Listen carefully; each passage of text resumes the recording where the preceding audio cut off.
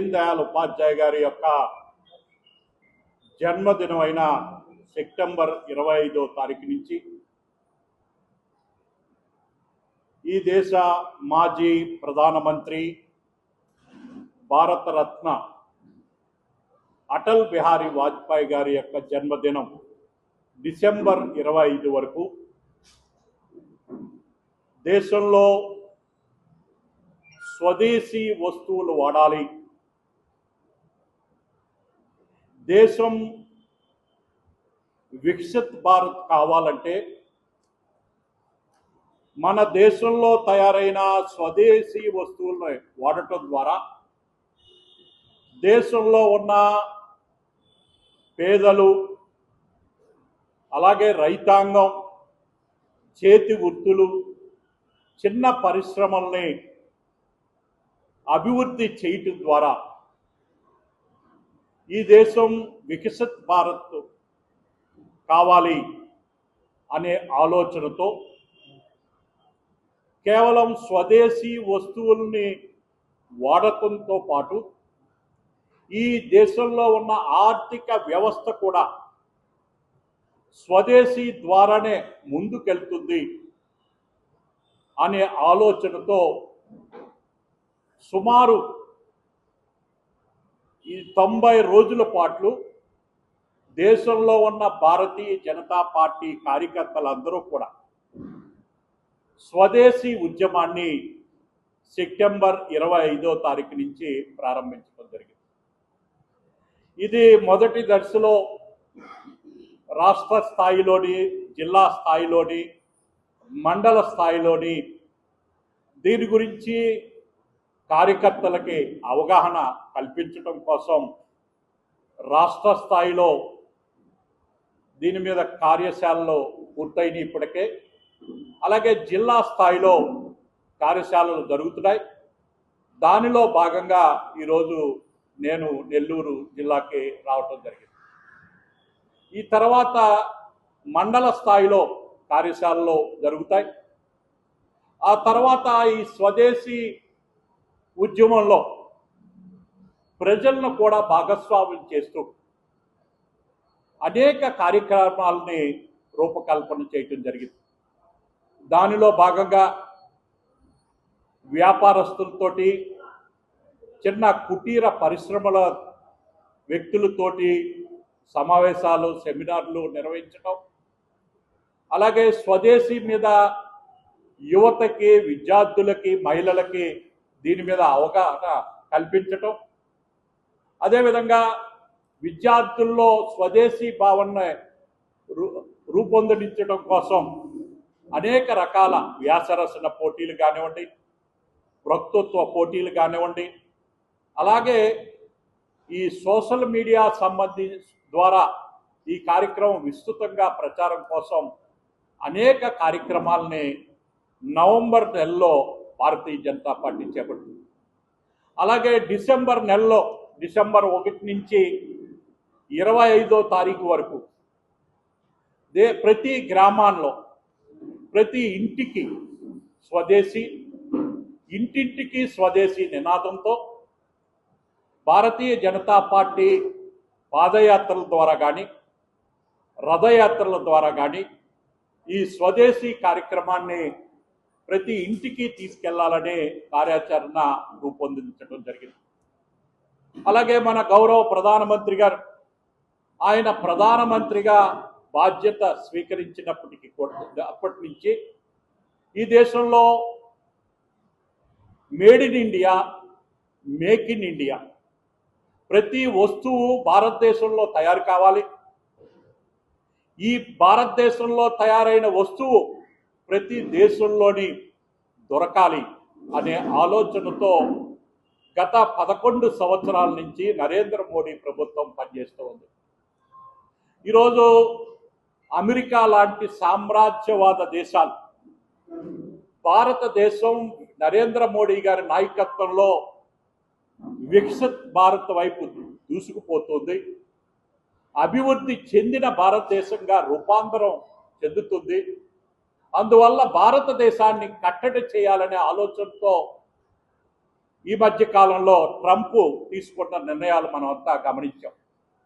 ఈ పరిస్థితుల్లో భారత ప్రజలు కూడా ఈ దేశంలో తయారైన వస్తువుల్ని వాడటం ద్వారా ఈ దేశంలో ఆర్థిక వ్యవస్థని బలోపేతం చేయటం కోసం దేశంలో ప్రతి పౌరుడు నా బాధ్యత, నా భారతదేశం ముందుకెళ్లాలనే ఆలోచనతో పనిచేయాలని ఇప్పటికే భారత ప్రధానమంత్రి గారు పిలుపునివ్వడం జరిగింది. ఈరోజు మనం కరోనా కష్టకాలంలో మనం చూసాం. కరోనా వచ్చిన సమయంలో ఆక్సిజన్ సిలిండర్లు కూడా లేని పరిస్థితి మన దేశంలో గమనించాం.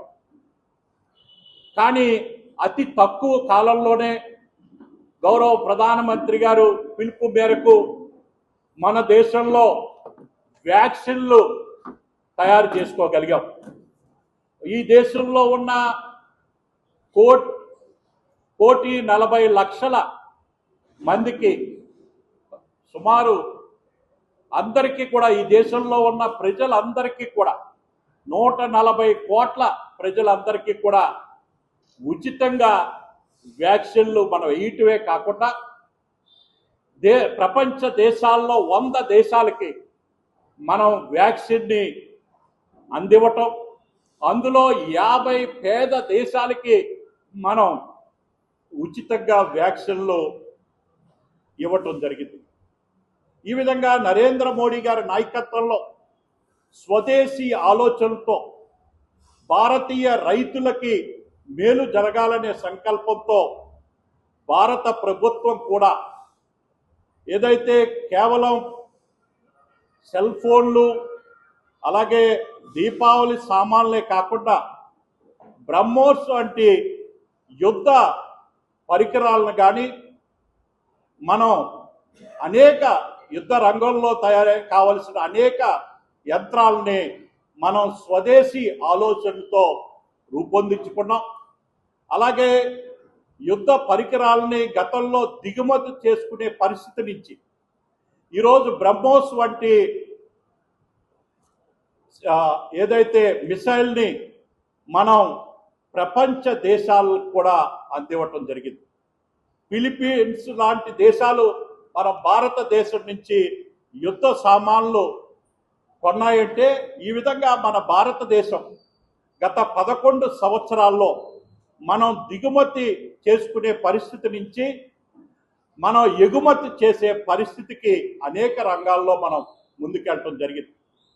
ఆ రోజు స్వతంత్ర ఉద్యమంలో బెంగాల్ విభజన తర్వాత దేశంలో స్వదేశీ వస్తువులను వాడాలనే ఏదైతే ఆ రోజున ఒక ఉద్యమం రూపంలో నడిచిందో, ఆ రోజు బాలగంగాధర్ తిలక్ గారు కానీ, అరవింద్ గారు కానీ, మహాత్మా గాంధీ గారు నిర్ణయాత్మక శక్తిగా ఆ రోజు స్వదేశీ నినాదాన్ని స్వీకరించడం జరిగింది. ఆ రోజు ఆ ఉద్యమం ఏదైతే స్వరాజ్య ఉద్యమంలో స్వదేశీ పాత్ర చాలా కీలకంగా మనం చూసాం. రాబోయే అమృత కాలంలో మనం 100 సంవత్సరాలు 2047 నాటికి వికసిత్ భారత్ కావాలంటే ఆ విధంగా దేశ ప్రజలలో ఆ రోజు స్వరాజ్యం కోసం పోరాడినప్పుడు స్వదేశీ నినాదం ఏ విధంగా ఉపయోగపడ్డదో 2047 నాటికి మా భారతదేశం తన సొంత కాళ్ళ మీద తాను నిలబడుతూ ప్రపంచ దేశాలకి వికసిత్ భారత్గా ప్రపంచ దేశాలకి మార్గదర్శకం చేయాలంటే ఈ స్వదేశీ ఉద్యమంలో రాబోయే రోజుల్లో రాబోయే అమృత కాలం 25 సంవత్సరాల్లో భారతీయులంతా స్వదేశీ ఆలోచనతో మరొకసారి ఉద్యమించవలసిన అవసరం ఉంది. ఆ ఆలోచనతోటే భారతీయ జనతా పార్టీ ఈరోజు ఆత్మ నిర్భర్ భారత్తో ముందుకెళ్లాలనే సంకల్పంతో ఈ స్వదేశీ కార్యక్రమం మన పండిత్ దీన్ దయాళ్ ఉపాధ్యాయ గారి యొక్క జన్మదినమైన సెప్టెంబర్ 25 నుంచి డిసెంబర్ 25 అటల్ బిహారీ వాజ్పేయి గారి జయంతి వరకు ఈ కార్యక్రమాన్ని తీసుకోవటం జరిగింది. ఈ సందర్భంగా భారతీయ జనతా పార్టీ మన రాష్ట్ర ప్రజలకు కూడా ఈ ఉద్యమంలో ఇది భాగస్వామ్యం కావాలని, ఈ ఉద్యమం ద్వారా మన దేశం ప్రపంచ దేశాల్లో నెంబర్ 1 స్థానానికి వెళ్ళటం కోసం మనమంతా ప్రయత్నం చేయాలని ఈ సందర్భంగా మీ ద్వారా రాష్ట్ర ప్రజల్ని కోరుతూ ఉన్నాం. ధన్యవాదాలు. పత్రికా సోదరులకి, మీడియా మిత్రులకి, ఎలక్ట్రానిక్ మీడియా మిత్రులందరికీ నమస్కారం. ఈరోజు పెద్దలు చెప్పినట్టే మనకి ఆత్మనిర్భర్ భారత్ ప్రోగ్రాం ద్వారా స్వదేశీ నినాదాన్ని ప్రజల్లో ముమ్మరంగా తీసుకెళ్లడానికి సామాన్య కార్యకర్త దగ్గర నుంచి ప్రధానమంత్రి మోడీ గారి వరకు ఈరోజు ఉద్యమ రూపంలో తీసుకెళ్ళడానికి ఈరోజు ప్రయత్నాలు చేశారు.